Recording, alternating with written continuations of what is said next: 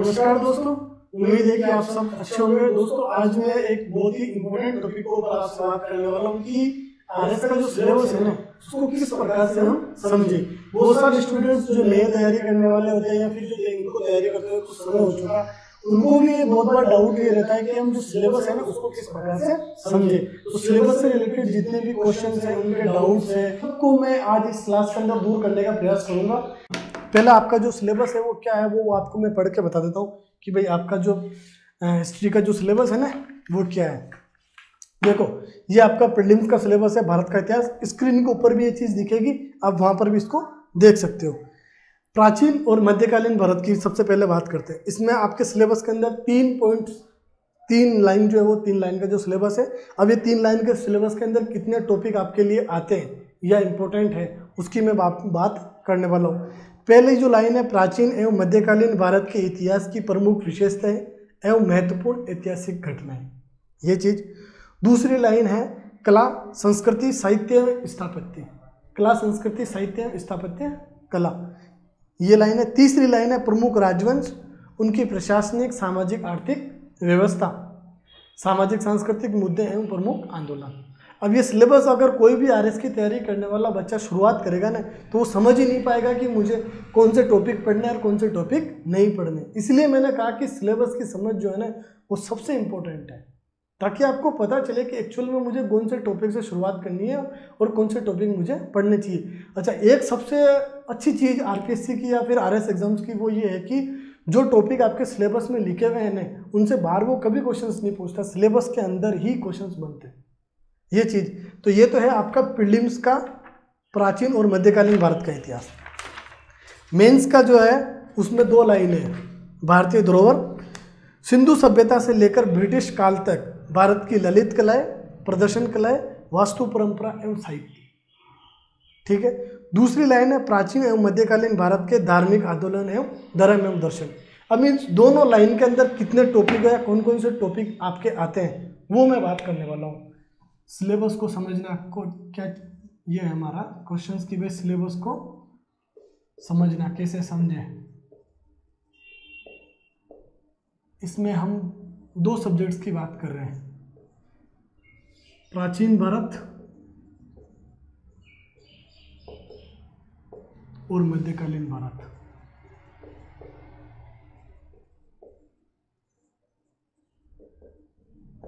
ठीक है ना। इसमें देखो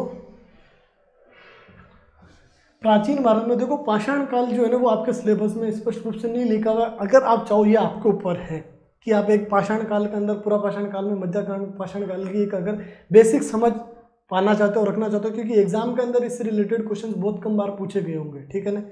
तो अगर आप पढ़ना चाहो तो मैं इसलिए इसको लिख रहा हूँ कि पाषाण काल वाला टॉपिक, सिंधु घाटी,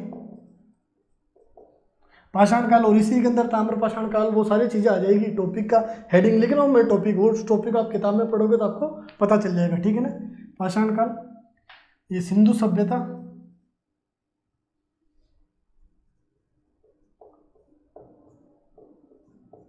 वैदिक काल, जैन और बौद्ध धर्म, उसके बाद में मौर्य काल, ठीक है ना। मौर्य काल के बाद में मौर्योत्तर काल, मौर्योत्तर काल के बाद में संगम काल। अब देखो ये आपके इतिहास में जो आपके प्रीलिम्स में एक लाइन लिखी हुई है ना, प्रीलिम्स के, मेंस के सिलेबस में राजनीतिक इतिहास आपसे नहीं पूछा है, ध्यान रखना। जो प्री और मेंस के सिलेबस में, अच्छा वो चीज़ मेरे ये लिखने के चक्कर में इसकी देखी, प्री और मेंस के सिलेबस के लेवल पे जो अंतर है ना वो क्या है, वो जब ये दोनों सिलेबस में लिखूंगा ना तब उस चीज़ को मैं स्पष्ट तौर पे मेंशन कर दूंगा। बेसिकली अंतर क्या है, वो ये है कि प्रीलिम्स के सिलेबस में आपके राजनीतिक इतिहास भी पूछा है। जो ये लाइन है ना तीसरी, प्रमुख राजवंश, प्रमुख राजवंश कौन कौन से हुए भाई, मौर्य काल के अंदर जो अशोक, मौर्योत्तर काल के अंदर ये शुंग, सातवाहन वंश हो गए, फिर गुप्त काल आता है, गुप्त काल के बाद में फिर गुप्तोत्तर काल आता है, चालुक्य, हर्षवर्धन काल, फिर जो है वो त्रिपक्षीय संघर्ष जिसमें गुर्जर प्रतिहार, राष्ट्रवंश, वो राष्ट्रकूट और बंगाल का पाल वंश। तो वो राजनीतिक इतिहास आपके प्रीलिम्स में है, मेंस में नहीं है। मेंस में आपके केवल सांस्कृतिक इतिहास की बात की जा रही है, कला, वास्तुकला, स्थापत्य कला, मूर्तिकला, चित्रकला, ये प्राचीन भारत का जो हिस्ट्री है वो है, लेकिन उसका राजनीतिक इतिहास नहीं है, उसका क्या है, कल्चरल इतिहास है, सांस्कृतिक इतिहास है। ठीक है ना, इस चीज़ को ध्यान में रखना। मौर्य काल, मौर्योत्तर काल, संगम काल। इसके संगम काल क्या है, दक्षिण भारत के अंदर एक संगम काल हुआ जिसके अंदर 3 चेल, चोर और पांड्य वंश हुए, राजवंश हुए। और उस समय की जो है अर्थव्यवस्था कैसी थी, उस समय का समाज कैसा था, वो इम्पोर्टेंट है।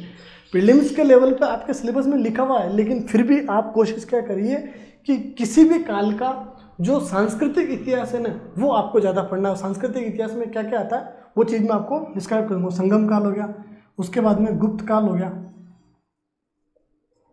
गुप्त काल, फिर गुप्तोत्तर काल। गुप्तोत्तर काल में देखो हर्षवर्धन का काल है, फिर चालुक्यों का काल है, ठीक है ना। फिर ये त्रिकोणीय संघर्ष, त्रिकोणीय कह दो या त्रिपक्षीय जो संघर्ष है ना 3 में हुआ वो, फिर ये चोल वंश। ये आपका प्राचीन भारत में है। मध्यकालीन भारत की जो शुरुआत है ना, मध्यकालीन भारत के अंदर अरब आक्रमण से जो है वो अरब आक्रमण के अंदर देखो हम महमूद गजनवी और मोहम्मद गोरी के जो आक्रमण है ना उसके बारे के अंदर पढ़ते हैं। उसके बाद में जो सबसे इंपॉर्टेंट टॉपिक है दिल्ली सल्तनत, दिल्ली सल्तनत, ठीक है ना। फिर उसके बाद में दक्षिण भारत के जो राज्य है विजयनगर और बहमनी, ये लिख लो, विजयनगर और बहमनी, विजयनगर और कृष्णदेवराय जो एक बहुत महत्वपूर्ण शासक था उस समय का, जो सांस्कृतिक जिसके जो है वो उस समय जो है वो कला और स्थापत्य कला, साहित्य का बहुत ज़्यादा विकास हुआ था, इसलिए ये टॉपिक ज़्यादा इम्पोर्टेंट भी है। उसके बाद में आता है मुगल काल जो बहुत ही इम्पोर्टेंट है, मुगल काल। और जो सिलेबस में आपके लिखा हुआ है ना ये अप्रमुख आंदोलन, या फिर आपके मेंस के सिलेबस में स्पष्ट तौर पे लिखा हुआ है सेकंड वाली लाइन, प्राचीन एवं मध्यकालीन भारत के धार्मिक आंदोलन एवं धर्म एवं दर्शन। तो प्राचीन भारत के धर्म एवं दर्शन तो देखो बौद्ध धर्म, जैन धर्म तो आ गया, लेकिन पूर्व मध्यकाल के अंदर आपको पता है ये रामानुजाचार्य, शंकराचार्य, वल्लभाचार्य, माधवाचार्य, वो जो हुए ना वो सांख्य दर्शन, वो आपसे बहुत बार कल्चर के अंदर पूछे जा सकते हैं, यानी धर्म। और इधर आ जाएगा सूफी आंदोलन और भक्ति आंदोलन। सूफी आंदोलन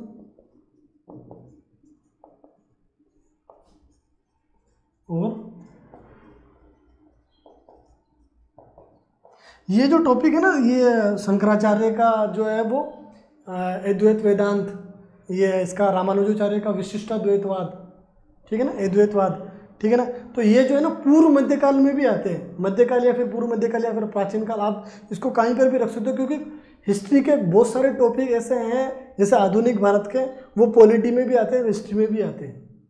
तो इस प्रकार से आप ये रिजिड मत होना, क्योंकि अगर आप देखोगे ना तो बहुत सारे सब्जेक्ट्स के जो कुछ टॉपिक होते हैं ना उनमें ओवरलैप होता है, उनके अंदर समन्वय भी होता है, वो भी कभी आप डिस्कस करेंगे। कभी जैसे कोई टॉपिक पढ़ रहे होंगे तो कि भाई जैसे आपको बताऊं संवैधानिक इतिहास, संवैधानिक विकास, वो टॉपिक जिसमें संवैधानिक विकास के अंदर 1773 का जो रेगुलेटिंग एक्ट है वहाँ से लेकर 1947 का जो भारत स्वतंत्रता अधिनियम है, वो पॉलिटी का पार्ट भी है, वो हिस्ट्री का पार्ट भी है।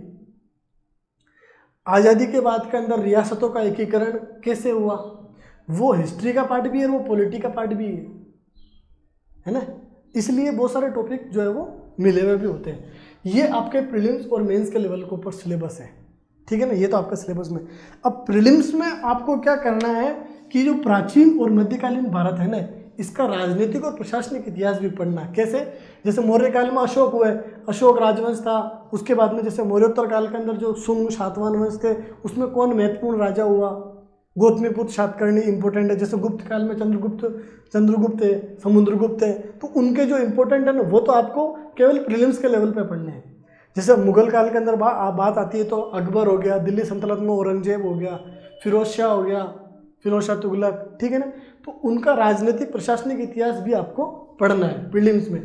लेकिन राजनीतिक प्रशासनिक इतिहास में कि उस समय सैनिक व्यवस्था कैसी थी वो चीज़ें, लेकिन मेंस के लेवल पर जो सबसे इम्पोर्टेंट चीज़ है ना वो उसको समझ लीजिए कि जितने भी मौर्य काल, मौर्योत्तर काल, संगम काल, गुप्तोत्तर काल, त्रिकोणीय, ये मुगल काल, दिल्ली सल्तनत, विजयनगर बेमनी, इनका केवल सांस्कृतिक इतिहास के अंदर क्या क्या आता है? देखो, उस समय की वास्तुकला या फिर कला की जो विभिन्न वास्तुकला, चित्रकला, मूर्तिकला, साहित्य, ठीक है ना, वास्तुकला, चित्रकला, मूर्तिकला, और उस समय का समाज,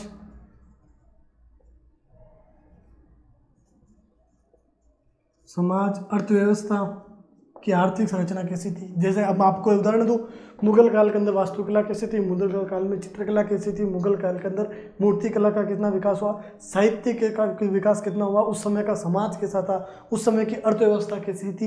ये टॉपिक आपके मेंस के लिए इंपॉर्टेंट है। मेंस में राजनीति इतिहास से कोई मतलब ही नहीं है कि अशोक कब बना, कब हटा, उसने कौन सा युद्ध किया, समुद्रगुप्त ने कौन सा युद्ध किया, कौन सा नहीं। समुद्रगुप्त के समय साहित्य का कितना विकास हुआ, समुद्रगुप्त के समय स्थापत्य कला का कितना विकास हुआ, समुद्रगुप्त के समय मूर्तिकला का कितना विकास हुआ, वो आपके लिए मेंस के लेवल के ऊपर इंपॉर्टेंट है। ये सब्जेक्ट का लेवल, जैसे अब मैं बात बता रहा था ना कि भाई कॉमन सब्जेक्ट हिस्ट्री है, पॉलिटी, ज्योग्राफी है, लेकिन उन सब्जेक्ट्स में भी प्री और मेंस के लेवल पे कुछ डिफरेंस है। वो डिफरेंस ये है, समझ गया? ये आपका प्रीलिम्स और मेंस का दोनों का सिलेबस को इंटीग्रेटेड करके मैंने आपको बताया कि ये जो टॉपिक है और मेंस के लेवल पर आपको किस प्रकार से पढ़ना है और प्रीलिम्स के लेवल पर आपको किस प्रकार से पढ़ना है, क्योंकि प्रीलिम्स का सिलेबस भी सेम ही होता है मेंस से, लेकिन जो तीसरी लाइन है जिसमें लिखा हुआ है प्रमुख राजवंश, उनकी प्रशासनिक, सामाजिक, आर्थिक व्यवस्था।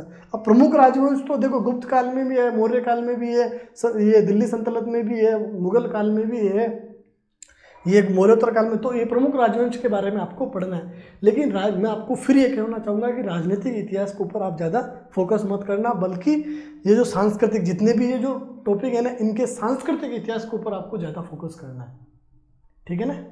ये आपका ये मध्यकालीन भारत का और ये प्राचीन भारत का और मध्यकालीन भारत का आपका सिलेबस है। ये सिलेबस, अब इसमें मॉडर्न हिस्ट्री का भी सिलेबस मैं आपको बता दूँ ना, फिर आप उठाइए प्रीवियस ईयर के क्वेश्चन पेपर और सिलेबस के टॉपिक, फिर आप छाटिए कि भाई 2019 के अंदर, ये 2018 के अंदर जो प्रीलिम्स का एग्ज़ाम हुआ उस समय कितने क्वेश्चन आपके हिस्ट्री से पूछे, 2016 का जो आरएस का एग्ज़ाम था उस समय प्रीलिम्स में कितने पूछे, 2013 का था उस समय कितने पूछे। जितने भी प्रीलिम्स के जो नए पैटर्न से एग्ज़ाम हुए ना, उनको उठाइए और उनका विश्लेषण कीजिए, मेंस और प्रीलिम्स दोनों का, ठीक है ना। अब बात करते हैं आपके आधुनिक भारत के इतिहास की, क्या क्या टॉपिक उसके अंदर हैं।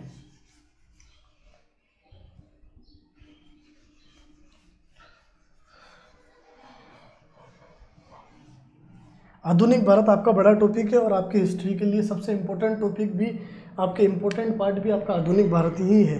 इस चीज़ को जरूर ध्यान रखना।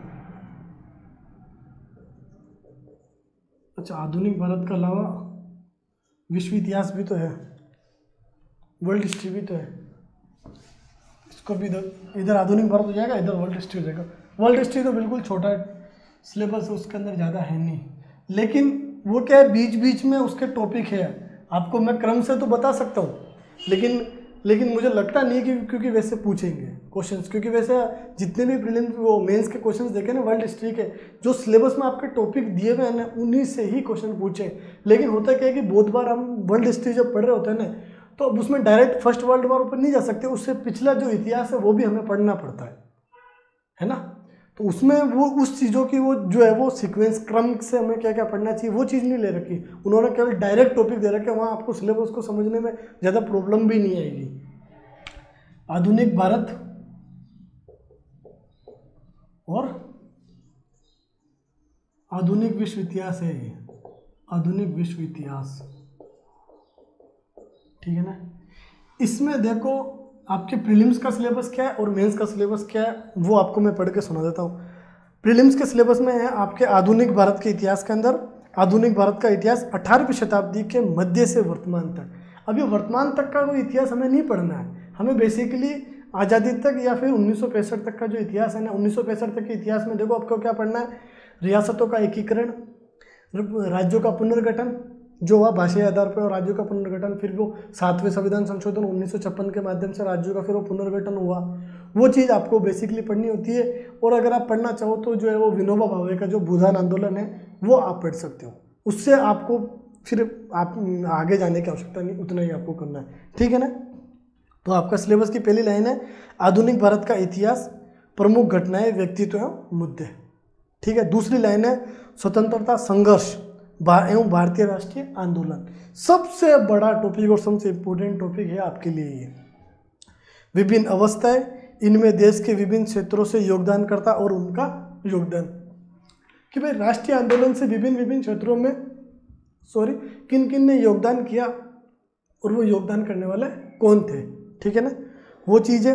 फिर है 19वीं और 20वीं शताब्दी में सामाजिक धार्मिक सुधार आंदोलन, ठीक है। उसके बाद में स्वतंत्र काल में राष्ट्रीय एकीकरण है पुनर्गठन, ये देखो ये टॉपिक लिखा हुआ गया। राष्ट्रीय एकीकरण के अंदर जो रियासतों का एकीकरण है, सरदार वल्लभ भाई पटेल और बीपी मेनन की जो के नेतृत्व के अंदर जो हुआ था वो रियासतों का एकीकरण, ठीक है ना, और राज्यों का पुनर्गठन भाषाई आधार के ऊपर, और फिर 7वें संशोधन के द्वारा जो 1956 के अंदर राज्यों का पुनर्गठन किया था ना, वो टॉपिक आपको पढ़ने होते हैं। अब इसमें कौन कौन से टॉपिक आए, ये तो आपके प्रीलिम्स के सिलेबस की बात हुई, ये आप बोर्ड पे भी देख सकते हो वो चीज़, ठीक है ना। मेंस के लेवल पर अगर बात करें आपके आधुनिक भारत में, तो इसमें लिखा हुआ है 19वीं शताब्दी के प्रारंभ से। अब 19वीं शताब्दी के प्रारंभ से, और वहाँ लिखा हुआ था 18वीं शताब्दी के मध्य से, तो 18वीं शताब्दी के मध्य से का मतलब हो गया 1757, यानी प्लासी के युद्ध के बाद से।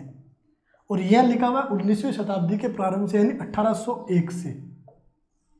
यहाँ से आपके इतिहास की शुरुआत हो रही है, मेंस में और प्रीलिम्स में हो रही है आपके यहाँ से, और मेंस में हो रही है आपकी यहाँ से, ठीक है ना।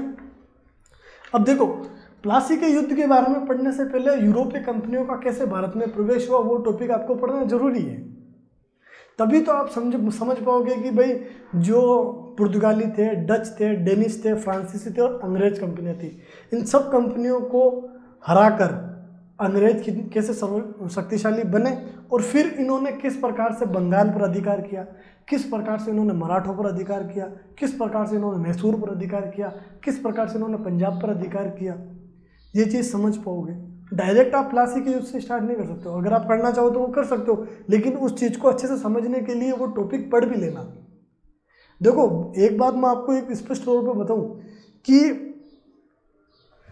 कभी चीज़ को समझने के लिए उसको अधिक पढ़ना बेहतर होता, बल्कि उसको टू द पॉइंट पढ़ने की बजाय उल्टा वो साथ नहीं रहता है। क्योंकि जब हम उस चीज़ का बैकग्राउंड पढ़ते हैं ना, तो हमारी नींव, हमारे को पता है कि भाई नींव हमारी ये चीज़ काम हो चुकी है, फिर उसके बाद में उसको आप कैसे भी पढ़ो आपके साथ रहेगा वो। अब डायरेक्ट प्लासी का युद्ध पढ़ोगे तो आपको उसके कारण क्या क्या थे, कंपनी के बंगाल के साथ व्यापारिक वो जो संघर्ष था, ये था वो था, तो वो कारण, बैकग्राउंड के बहुत सारे कारण थे। वो कारण कैसे समझोगे, वो कारण तभी समझ सकते हो जब इनका पिछला जो इतिहास है वो पढ़ सको। क्योंकि अच्छे से पढ़ने के लिए कम पढ़ने की बजाय हम एक साथ पढ़ते हैं ना, वो थोड़ा ज़्यादा पढ़ते हैं ना, वो हमारे लिए बेहतर है। ऐसी कोई बात नहीं है। अगर कोई टॉपिक आप एक्स्ट्रा पढ़ते हो तो वो उस टॉपिक को, अगला जो टॉपिक है उसके समझने के लिए ही होता है, वो इजीली समझने के लिए ही वो चीज़ है, ठीक है ना। हाँ, तो मैं बात कर रहा था ये यहाँ से आपके प्रीलिम्स के अंदर और मेंस के अंदर है। मेंस का सिलेबस आपको पढ़ के बता देता हूँ और आप बोर्ड पे देख सकते हो। 19वीं शताब्दी के प्रारंभ से 1965 तक आधुनिक भारत का इतिहास, महत्वपूर्ण घटनाक्रम, व्यक्तित्व, मुद्दे। दूसरा है भारत का राष्ट्रीय आंदोलन, इसके विभिन्न चरण, धाराएं, प्रमुख योगदानकर्ता और देश के भिन्न भिन्न भागों से योगदान। अगला है 19वीं और 20वीं शताब्दी में धार्मिक सामाजिक सुधार आंदोलन, और इसके बाद में है स्वतंत्रोत्तर, यानी स्वतंत्रता के बाद सुदृढ़ीकरण और पुनर्गठन, जिसमें देशी रियासतों का विलय और राज्यों का भाषाई आधार पर पुनर्गठन।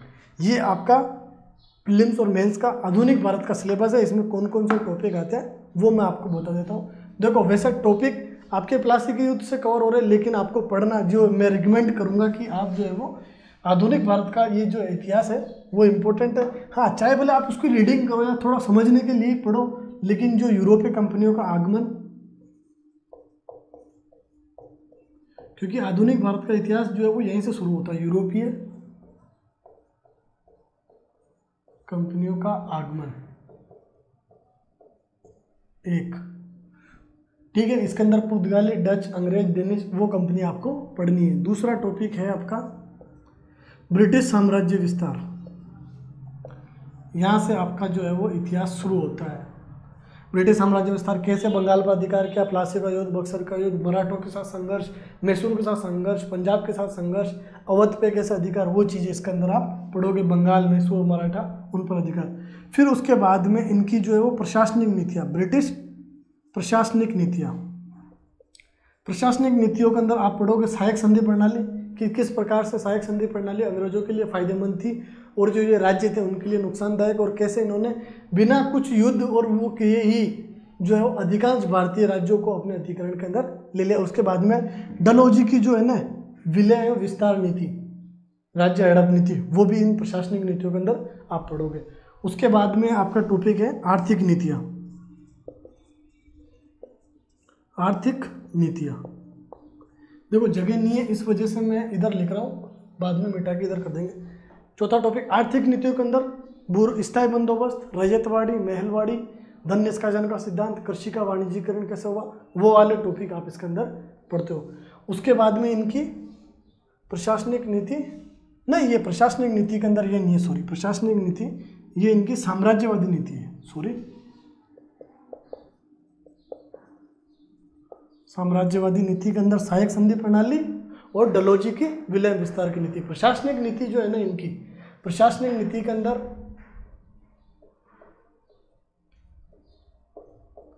प्रशासनिक नीति वाले टॉपिक में क्या है, प्रशासन की कैसे इन्होंने सिविल सेवा का विकास किया, कैसे इन्होंने न्यायिक सेवा का विकास किया, कैसे इन्होंने पुलिस सेवा का विकास किया, और किस प्रकार से भारत के ऊपर इन्होंने बिना कुछ एफर्ट किए यानी कि खून खराबे और उस तरीके से प्रभावी रूप से प्रशासनिक नियंत्रण स्थापित किया और शासन किया 200 सालों तक।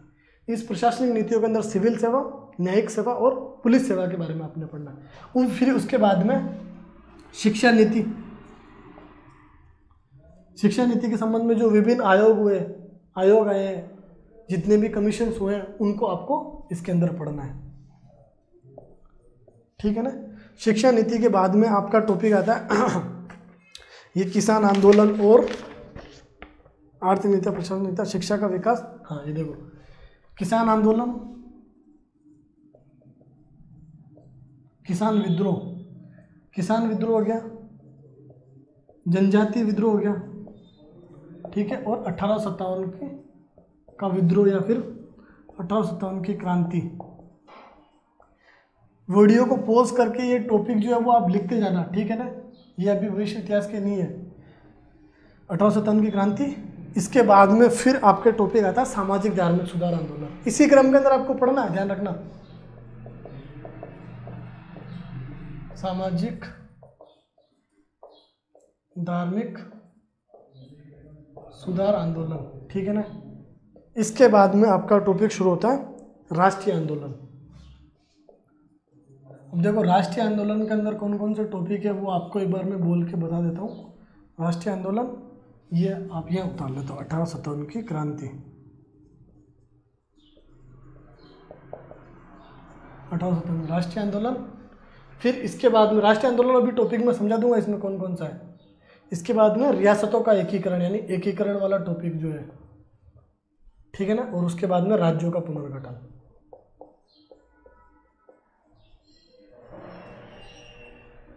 राज्यों का पुनर्गठन सबसे इंपॉर्टेंट टॉपिक है आपके मॉडर्न हिस्ट्री के अंदर, राष्ट्रीय आंदोलन। अब इस राष्ट्रीय आंदोलन के अंदर आपको क्या क्या पढ़ना है वो चीज़ समझ लो। इसकी शुरुआत होती है कांग्रेस की स्थापना से, ठीक है ना। कांग्रेस की स्थापना 1885 के अंदर हुई। वहाँ से सबसे पहले इसके अंदर चरण आता है, कौन सा चरण आता है, जो लिखा हुआ ना विभिन्न चरण या धाराएं। तो पहला चरण है उदारवादी, और इसमें एक टॉपिक ये भी लिखी हुई है कि प्रमुख योगदानकर्ता उनका क्या क्या योगदान था। तो हर एक धारा के या फिर हर एक चरण के जो, जैसे उदारवादी फिरोज शाह मेहता, ये दादा भाई नौरोजी, हाँ, ये रासबिहारी घोष, इसके अलावा कौन थे, फिरोज शाह मेहता हो गया, व्योमेश चंद्र बनर्जी हो गया, और अपने फिरोज शाह मेहता, व्योमेश चंद्र बनर्जी, ये दादा भाई नौरोजी, ठीक है ना। तो जितने भी उदारवादी नेता हुए ना, उन उदारवादी नेताओं का राष्ट्रीय आंदोलन में क्या क्या योगदान था, उन्होंने कौन कौन सी किताबें लिखी, किस किस क्षेत्र से थे, तो वो को आपको पढ़ना है। उदारवादी हो गया पहला चरण। दूसरा चरण उग्रवादी, फिर बंगाल का विभाजन, स्वदेशी आंदोलन, फिर क्रांतिकारी आंदोलन, फिर गांधी का भारतीय राजनीति में आगमन, चंपारण, खेड़ा और अहमदाबाद के जो आंदोलन वो हुए, जलियांवाला बाग हत्याकांड, रोलेट एक्ट, फिर खिलाफत आंदोलन, फिर उसके बाद में असहयोग आंदोलन। असहयोग आंदोलन के बाद में कि कांग्रेस के का वापस जो है वो कुछ लोगों के द्वारा विधानसभा या जो असेंबली है उसके अंदर प्रवेश। फिर उसके बाद में साइमन कमीशन का विरोध, नेहरू रिपोर्ट, जिन्ना की मांगे, जिन्ना का जो 14 सूत्री फॉर्मूला था, 14 सूत्री मांगे वो, कांग्रेस का लाहौर अधिवेशन, फिर सवर्ण विज्ञा आंदोलन, फिर सांप्रदायिक पंचायत जो मैकडोनाल्ड के द्वारा लिखा है, फिर गांधी और अंबेडकर का जो समझौता हुआ वो, फिर 1935 का अधिनियम, 1919 का अधिनियम वो जो है वो भी आपको इसी के साथ साथ पढ़ने, ठीक है ना। इसके अलावा फिर वो 1935 का अधिनियम और उसके आधार पर चुनाव हुए वो, फिर द्वितीय विश्व युद्ध आ जाता है जिसके अंदर क्रिप्स प्रस्ताव, अगस्त प्रस्ताव, ठीक है ना। तो और फिर भारत छोड़ो आंदोलन, फिर कैबिनेट मिशन, शिमला समझौता, शिमला सम्मेलन, जितने भी जो हुए ना वो टॉपिक आपको इसके अंदर पढ़ने हैं। राष्ट्र में बहुत बड़ा टॉपिक है और इम्पोर्टेंट टॉपिक भी है। ये आपके आधुनिक भारत वाले इतिहास की बात होती है। अब बात करते हैं आपके विश्व इतिहास की, कि विश्व इतिहास के अंदर आपके कौन कौन से टॉपिक है। इस चीज़ को मैं मिटा देता हूँ ताकि मैं विश्व इतिहास के बारे में टॉपिक लिख सकूँ। देखो विश्व इतिहास में आपके समझाने लायक है नहीं, क्योंकि जो आपके सिलेबस में टॉपिक लिखे हुए ना एज इट इज़ आपको वही टॉपिक पढ़ लेना, क्योंकि केवल मेंस का सब्जेक्ट है और छोटा ही इसका सिलेबस है। सबसे पहले इसकी शुरुआत होती है पुनर्जागरण काल से। 14वीं शताब्दी के अंदर पुनर्जागरण और धर्म सुधार आंदोलन की शुरुआत हुई थी। कैसे जो है वो चर्च और पोप या पादरियों का समाज के ऊपर कितना ज़्यादा प्रभाव था, फिर आधुनिकता का विकास हुआ, पुनर्जागरण व्यक्ति का फिर से जागना। इससे हर बार क्वेश्चन पूछे गए हैं, 2016 में भी पूछे गए, 13 के अंदर भी जो मेंस में क्वेश्चन हुआ वो रेनेसा मेन कौन था, उससे रिलेटेड क्वेश्चन पूछा गया। पुनर्जागरण व धर्म सुधार आंदोलन, धर्म सुधार आंदोलन, ठीक है ना। इसके बाद में जो दूसरा टॉपिक है प्रबोधन काल, ये 17वीं शताब्दी का टॉपिक है। प्रबोधन काल, प्रबोधन काल। अब देखो ये जो औद्योगिक क्रांति लिखी हुई है ना, अभी अगर आप औद्योगिक क्रांति पढ़ते हो तो इसके साथ साथ 2 और क्रांति इससे पहले भी हुई है। कैसे, एक अमेरिकी क्रांति और एक फ्रांस की क्रांति, लेकिन आपके सब्जेक्ट में वो नहीं लिखी हुई है और उनसे क्वेश्चंस नहीं पूछ रहे हैं, तो आप जो डायरेक्ट टॉपिक दिए हुए हैं वही चीज़ पढ़ लो। मॉडर्न हिस्ट्री में मैंने इसलिए बताया था क्योंकि ये सब्जेक्ट आपके प्रीलिम्स और मेंस दोनों के लिए बहुत इंपॉर्टेंट है। इसलिए अगर आप एक आध टॉपिक एक्स्ट्रा पढ़ भी लेते हो ना तो उसमें कोई दो राय नहीं। ये केवल मेंस में आना और केवल इसमें डिस्क्रिप्टिव क्वेश्चन आता है जिसमें आपको लिखना होता है, तो जो सिलेबस आपका डायरेक्ट लिखा हुआ वही आप टॉपिक अच्छे से तैयार कर लीजिए। प्रबोधन काल हो गया, फिर औद्योगिक क्रांति, ये सीधे सीधे टॉपिक है, इसके अंदर समझाने की आपको कुछ आवश्यकता है नहीं। उसके बाद में साम्राज्यवाद। देखो यूरोप के अंदर क्या होता है, इटली और जर्मनी का जब एकीकरण हो जाता है ना, उस एकीकरण के बाद में वो भी उपनिवेश स्थापना की दौड़ के अंदर शामिल हो जाते हैं, क्योंकि इससे पहले जो है वो इंग्लैंड विश्व में बहुत अधिकांश देशों के ऊपर उसका अधिकार था या उसके उपनिवेश थे, तभी तो कहते थे कि उसका सूर्य कभी अस्त नहीं होता था। लेकिन जब इटली और जर्मनी का एकीकरण हुआ ना, तब उन्होंने एशिया और अफ्रीका के अंदर अपने उपनिवेश स्थापित करना शुरू किया और उनका जो है वो इंग्लैंड के साथ संघर्ष भी हुआ। तो किस प्रकार से साम्राज्यवाद या उपनिवेशवाद एशिया और अफ्रीका में आपके लिखा हुआ है, उसी संदर्भ में आपको पढ़ना है, ठीक है ना। एशिया और अफ्रीका के अंदर साम्राज्यवाद का कैसे विकास हुआ और उपनिवेशवाद का कैसे विकास हुआ, जिसके अंदर उपनिवेश में इंग्लैंड, जर्मनी, फ्रांस, वो कैसे कैसे उन्होंने अपने उपनिवेश स्थापित किए। और लास्ट जो टॉपिक है विश्व युद्धों का प्रभाव, विश्व युद्धों का प्रभाव। ये देखो 2019 के जब आरएस का मेंस का एग्जाम हुआ था, ये आपके लिखा हुआ है विश्व युद्धों का प्रभाव।